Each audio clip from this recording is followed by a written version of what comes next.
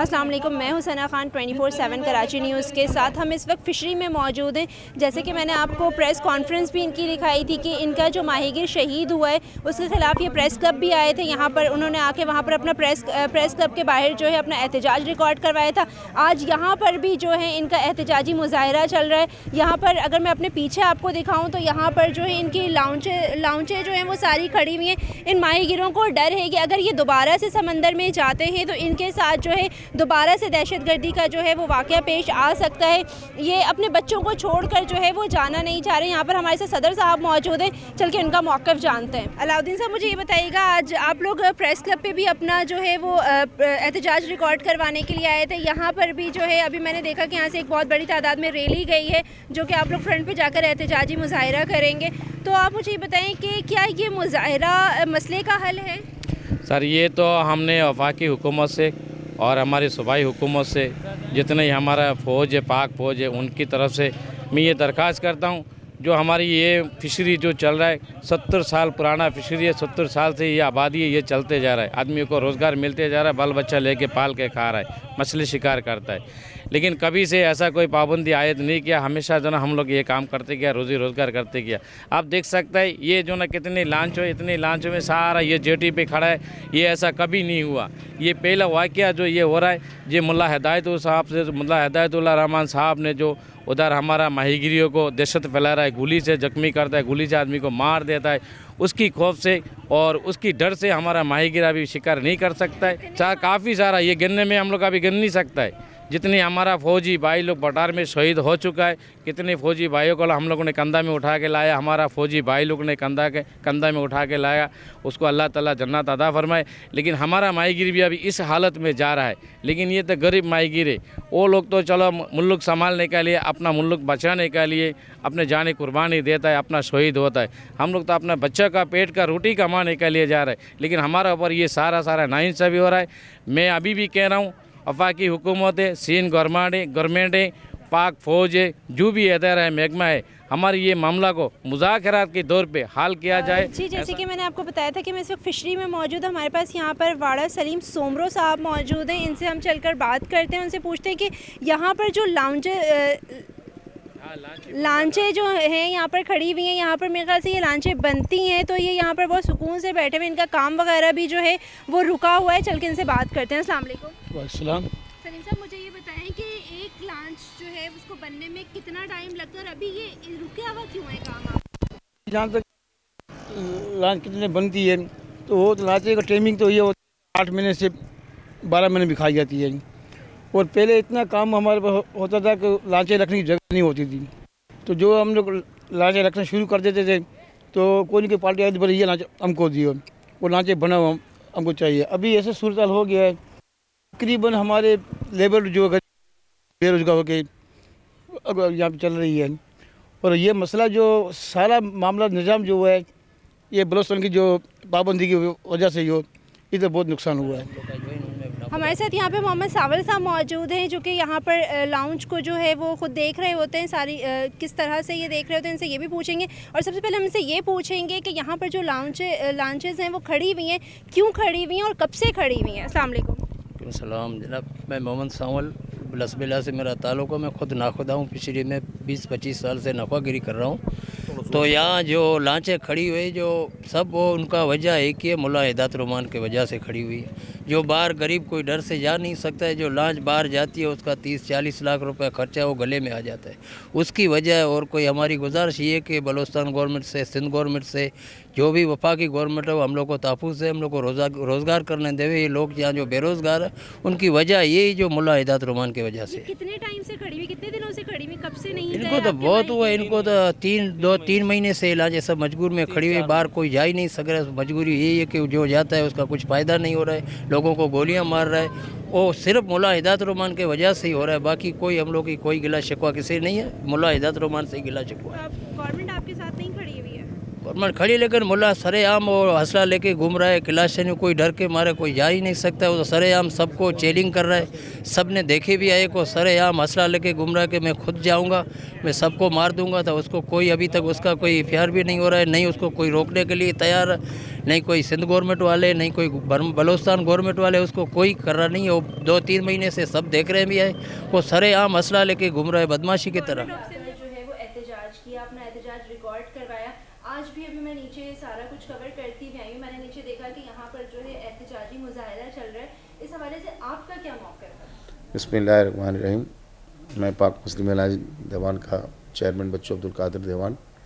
सबसे पहले तो आपका बहुत बहुत शुक्रिया न्यूज़ का, आपने माहीगीर के बारे में सवाल उठाया। आपने देखा होगा कुछ दिन पहले भी हम लोगों ने प्रेस क्लब में एहतजाज रिकॉर्ड कराया। हालिया में मेरा ख्याल 10-15 दिन पहले मेरा ख्याल एक वाक़या हुआ, ख़ास तौर पे बलूचिस्तान में। जैसे हमारा बलूचिस्तान फ़िशरमैन भी थे और पोस्ट गार्ड भी थे, जैसा कि उनका वहाँ एक बंदा को बाकायदा सिंधी माहीगीर थे, हमारी भाई थे, उनको शहीद किया हुआ। और आए दिन ख़ास तौर पे आपने देखा होगा बलूचिस्तान और पाकिस्तान एक ही मुल्क है। अगर वो समंदर है तो ये भी समंदर सिंध भी पाकिस्तान का है, बलूचिस्तान भी पाकिस्तान का है। वहाँ कुछ जो हिदायतुल्लाह, मौलाना हिदायतुल्लाह कुछ 6-7 महीना से आप देख रहे होंगे बलूचिस्तान का लोगों को वो दुगला पॉलिसी से बात करा के एक मुसलमान को लड़ा रहा है, एक मुसलमान मुल्क को लड़ा रहा है। क्या यहाँ कराची की माहीगीर यहाँ आके ट्रोलिंग कर नहीं पाएगा, मछली नहीं शिकार कर पाएंगे? इस तरह करके काफ़ी सारा लोगों को बोट को जब्त कर लेता है। जैसे कि आपको पता है एक बोट 3-3 करोड़ रुपए का, वो समुद्र में जाने के लिए उसको 40 से 45 लाख रुपए उसका कॉस्ट होता है सिर्फ। जब तक वो समुद्र में कैचिंग नहीं करेंगे तो ये 50-45 लाख रुपया मालिक की जेब से जाता है।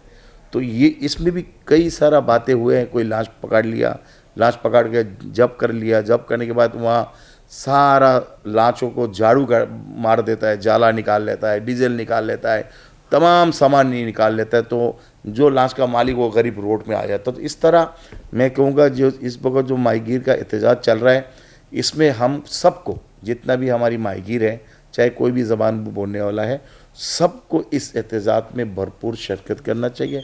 और हुकूमत पाकिस्तान से मैं अपील करूँगा, जैसे आज इस वक्त इस माहीगीर की वजह से ख़ास तौर पे आपने देखे हमारी माहीगीर जो फिशरमैन से इंडस्ट्री से उनका वाबस्ता है, और हम भी एक माहीगीर से हूँ और मैं एक फ़िश एक्सपोर्टर भी हूँ।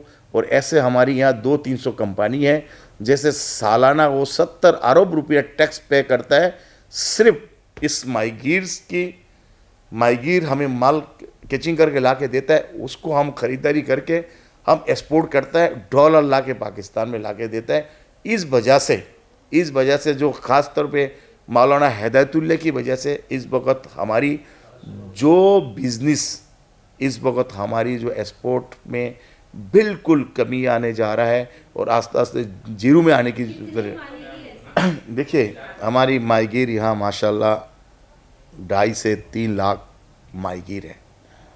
इसमें आपकी फिशरी बिजनेस में भी व्यवस्था है, टोलिंग से भी व्यवस्था है, और गुज्जा मार्केट्स भी व्यवस्था है, और कंपनी जितना भी फैक्ट्री है उनसे भी इनका व्यवस्था है, और एक्सपोर्ट पे शक्ल भी है, वर्कर शक्ल भी है, लेबर शक्ल भी वो काम करता है। जारी बात है जब लॉन्च नहीं जाएंगे तो माहीगीर तो बेरोज़गार होंगे, जारी बात है। इस वजह से हमारी 2 से 2.5 लाख लोग बेरोज़गार हो रहा है, और उसके अलावा जो पाकिस्तान का नुकसान हो रहा है। सबसे पहले इस वक्त आपको पता है हमारी पाकिस्तान में डॉलर ज़ीरो है, डॉलर का हमें सख्त ज़रूरत है, अब नहीं है। क्यों नहीं है? जब हम एक्सपोर्ट नहीं होगा तो हम डॉलर कहाँ से ला के देंगे? और इस माहीगीर से सिर्फ एक्सपोर्ट का फ़ायदा नहीं है, सोशल गवर्नमेंट जो सिंध गवर्नमेंट उनसे भी 5% की टैक्स अदा करती है। एक लॉन्च अगर वो 60 लाख का अगर माल लाता है तो 6 लाख रुपया सोशल गवर्नमेंट को भी वो अलग टैक्स देता है। तो 2 तरफ को पाकिस्तान को सर्वाइव करता है इस माहीगीर की वजह से। तो जारी बात है अगर हमारी बाला में हुकूमत ने और सिंध हुकूमत से भी हैं और ख़ास तौर पर वफाक से भी है और ख़ास तौर पर हमारा तमाम अदारा से और ख़ास तौर पे जो माहीगीर से रिलेटेड है और जो समुद्र से रिलेटेड है जो भी इस हमारी बड़े हैं उनसे भी मैं अपील करूंगा। ख़ास तौर पे मेरी टाइम सिक्योरिटी है, स्टोफा है, नेवी है, उनका ये जिम्मेदारी है कि हमें किस तरह सहूलत दिया जाए। हमारी मुल्क एक ही है, हम समझते हैं। देखिए हमारी काम है एहतजाज करना है, हुकूमत को बताना है, हुकूमत को मैसेज देना है कि आप इसमें जल्द से जल्द इस मसला को हल करें।